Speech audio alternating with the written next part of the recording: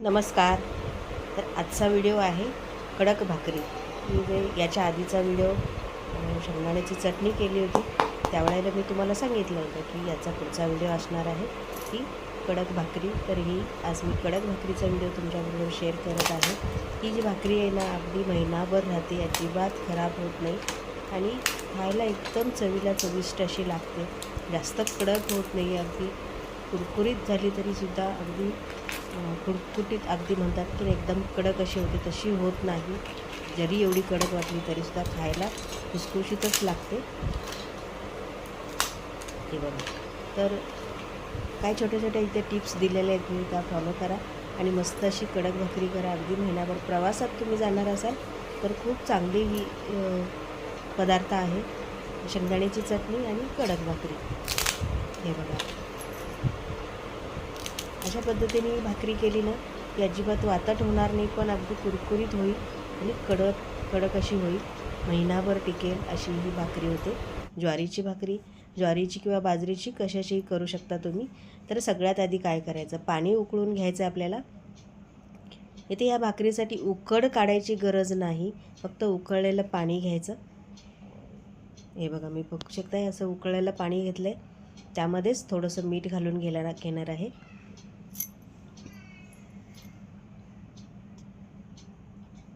याच्यामध्ये काही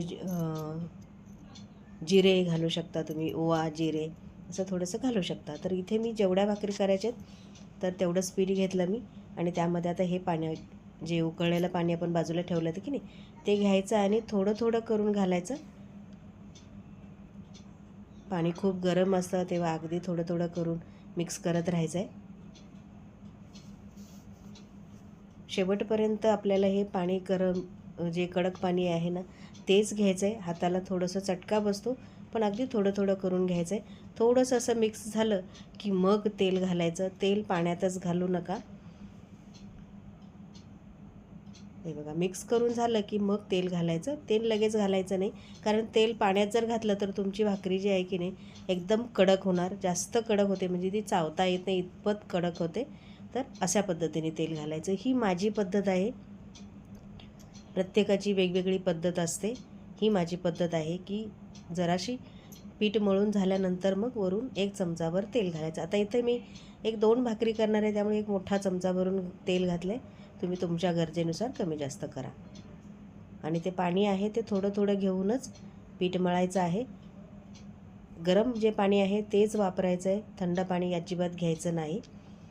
अगदी थोडं थोडं करून पीठ मळून घ्यायचं.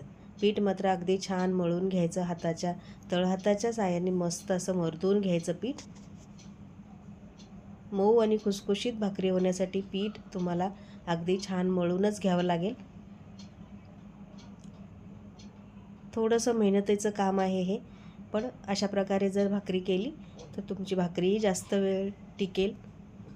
आता प्रवासात करायची असेल, 4-8 दिवस जर करायची असेल तर अशा पद्धतीने करा. किंवा शेंगदाण्याची चटणीबरोबर भाकरी खायची तर आपण नेहमी करतो ती भाकरी केली तरी चालेल.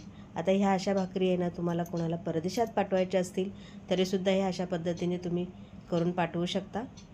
हे बघा, अशा पद्धतीने ही जास्त जाड किंवा जास्त पातळही करायची नाही, पण पीठ जे आहे ते एकदम मध्यम मळून घ्यायचं. आणि भाकरी जी आहे की नाही अगदी पातळ थापून घ्यायची आहे. अगदी पेपर जसा असतो, कागद कसा असतो की नाही, इतपत आपल्याला भाकरी ही पातळ थापून घ्यायची. जेवढी पातळ थापता येईल तेवढी थापून घ्यायची, म्हणजे आपली ही भाकरी जी आहे की नाही अजिबात वातट होत नाही. मग हे बघा, अशा पद्धतीने थापून घ्यायची. दोन्ही हाताने थापा, एका हाताने थापा. मी शक्यतो एका हातानेच भाकरी करते, तरीसुद्धा छान अशी पातळ होते भाकरी. हे बघा, भाकरी कडेने एकदम पातळ करायची. हे बघा, इतपत ही पातळ झालेली आहे, बघू शकता. एकदम कागद असतो की नाही, पेपर, इतपत ही पातळ झालेली असते भाकरी. हे बघा, अशा पद्धतीने काठार छान थापून घ्यायची, म्हणजे छान अशी भाकरी. एकदम जाडसर ठेवू नका किंवा एकदमच तुम्ही पातळ अशी करायची काही गरज नाही. अगदी पेपरसारखी केली ना तरीसुद्धा त्याहून पातळ करायची अजिबात हे करू नका. अशा पद्धतीने केली तरी चालते. आता काय करायचं, तवा मध्यम गरम करायचा आणि भाकरी याच्यावर सोडून घ्यायची. आता दोन्ही हाताच्या साहाय्याने सोडून घ्या किंवा मग एका हाताने अशी केली तरी चालेल. मी अशी दोन्ही हातांनीच एका हाताने तव्यावर सोडते, जशी तुम्हाला येत असेल त्या पद्धतीने. आणि पाणी मात्र सगळीकडून लावून घ्यायचं भाकरीला.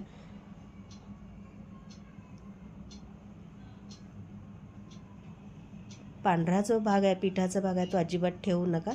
सगळीकडून पिठाला पाणी लावून घ्यायचं भाकरीला. म्हणजे कसं अगदी पीठ वर दिसत नाही, त्यासाठी. थोडीशी कोरडी झाली की पलटून घ्यायची. हे बघा, अशा पद्धतीने जराशी खालून बघून घ्यायची. गॅस मध्यमच ठेवा. 1 मिनिटभर झालं की मग अशा पद्धतीने त्याची बाजू पलटी करून घ्यायची. आणि आता खालच्या बाजूने पूर्ण छान शेकून घ्यायची भाकरी आणि मगच दुसऱ्या बाजूने शेकून घ्यायची. आता ही कडक भाकरी आहे की नाही, ही मात्र तव्यावरच शेकावी लागते. तव्यावरच तुम्हाला कडक करावे लागते. गॅसवर किंवा आरावर जास्त शक्यतो अशी कडक होत नाही. त्यासाठी तुम्हाला तव्यावरच दोन्ही बाजूनी छान कडक करून घ्यायची आहे. या बाजूने पूर्णपणे रुमालाच्या साहाय्याने किंवा एखादे फडकं घ्या आणि त्याने छान दाबून दाबून खालच्या बाजूने छान आधी भाजून घ्यायची आणि मग वरच्या बाजूने भाजायची. हे बघा, अशा पद्धतीने गॅस थोडासा मध्यम ठेवायचा. म्हणजे काय होतं, आपली भाकरी जी आहे की नाही भाजत भाजतच कडक व्हायला लागते.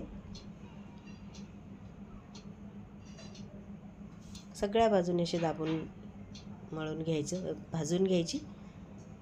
भाकरी असते ती सारखी सारखी अशी उलटी पलटी करायची नसते.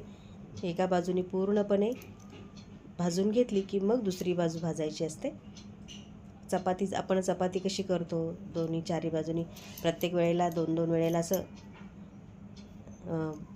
उलटी पालती करून घेतो, तशी करायची गरज नसते. एका बाजूने पूर्ण भाजून घ्यायची आणि मग दुसऱ्या बाजूने भाजायची. फक्त ती भाजत असताना अशी दाबून दाबून भाजायची, म्हणजे कडक भाकरी होण्यासाठी. हे बघा, आता या खालच्या बाजूने छान भाजून झाली. आता दुसऱ्या बाजूने भाजायला घ्यायची. आता थोडीशी फुगूसपर्यंत आपल्याला थांबायचं आहे आणि मग रुमाल किंवा कापड असं परत घेऊन असं दाबून घ्यायची आहे. हे बघा, या पद्धतीने अशी ही सगळी करून घ्यायची. आणि आता हे दुसऱ्या बाजूने पलटायची नाही, खालच्या बाजूने पूर्णपणे भाजून घ्यायची आहे. सोलापूरची ओळख म्हणूनच ही भाकरी ओळखली जाते, अगदी कडक भाकरी आणि शेंगदाण्याची चटणी. तर या आधीचा व्हिडिओ मी शेंगदाण्याच्या चटणीचा तुमच्यासाठी दिलेला आहे. आणि आता कडक भाकरी, दोन्ही व्हिडिओ तुमच्यासाठी दिलेले आहेत, तेव्हा शेअर करून नक्की बघा. हे बघा, अशा पद्धतीने हे भाजून घ्यायची. थोडासा वेळ लागतो कडक भाकरी करण्यासाठी. आपण जशी नॉर्मल भाकरी करतो त्याच्यापेक्षा थोडासा जास्त वेळ लागतो. आता काय करायचं, हे जे खालच्या बाजूने थोडीशी भाजून झाली, कुठं तुम्हाला वाटले तशी, तर पुन्हा दोन्ही बाजूनी अशी छान भाजून घ्यायची. गॅस बंद करायचा आणि त्याच तव्यात भाकरी ठेवून द्यायची, म्हणजे छान अशी कडक होते. ही शेवटची प्रोसेस जी आहे की नाही, थोडी 1-2-3 मिनिट अशीच ठेवून द्यायची आणि ही थंड झाली की मस्त अशी ही कडक कुरकुरीत भाकरी तयार होते.